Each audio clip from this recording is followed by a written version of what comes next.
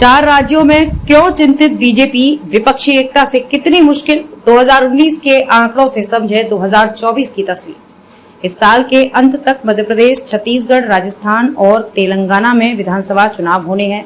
Party को खोने के लिए तेलंगाना में कुछ नहीं है, लेकिन एमपी में उसकी सत्ता है, जिसे वो हर हाल में बरकरार रखना चाहेगी। कर्नाटक और हिमाचल प्रदेश विधानसभा चुनावों में हार के बाद से केंद्र की सत्ताधारी भारतीय जनता पार्टी सचेत हो गई है। आगामी लोकसभा और विधानसभा चुनावों के लिए ताबड़तोड़ बैठकों का दौर जारी है।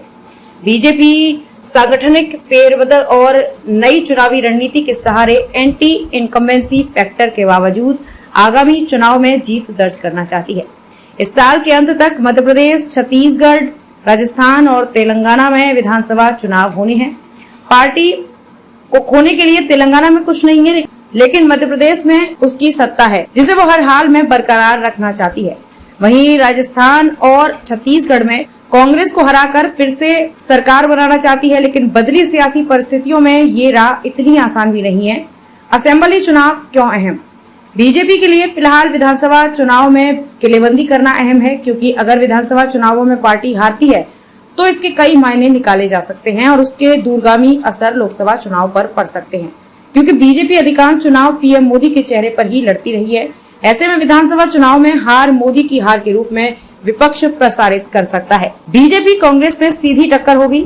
राहुल गांधी की भारत जोड़ो यात्रा, कर्नाटक और हिमाचल में कांग्रेस की जीत और मोदी सरकार के खिलाफ विपक्षी दलों की एकता से ये कुछ ऐसे कारण हैं जो लोकसभा चुनावों में बीजेपी के लिए टेंशन बढ़ाने वाले हैं।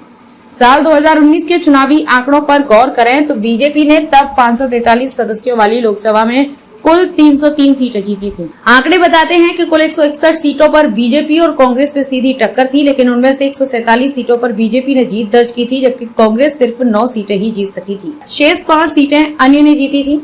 ये 147 सीटें एमपी, छत्तीसगढ़, कर्नाटक, गुजरात, हरियाणा, असम और राजस्थान से आती हैं। Free fight for all.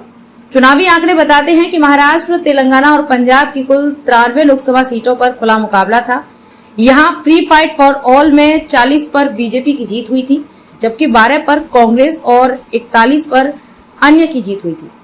पहलवानों के आंदोलन और किसान नेताओं के आंदोलन की वजह से जाट बहुल हरियाणा, पश्चिमी यूपी, पंजाब और राजस्थान में बीजेपी को मुश्किल हो सकती है। हालांकि पार्टी को भी इन संकटों का आभास है और ताबड़तोड़ मैराथन बैठकों से इसका हल या सियासी कट निकालने की दिशा में कदम बढ़ा रही है। इसी क्रम में अंदरूनी खींचतान के बावजूद बीजेपी ने राजस्थान में वसुंधरा राजे के नाम को आगे कर दिया है।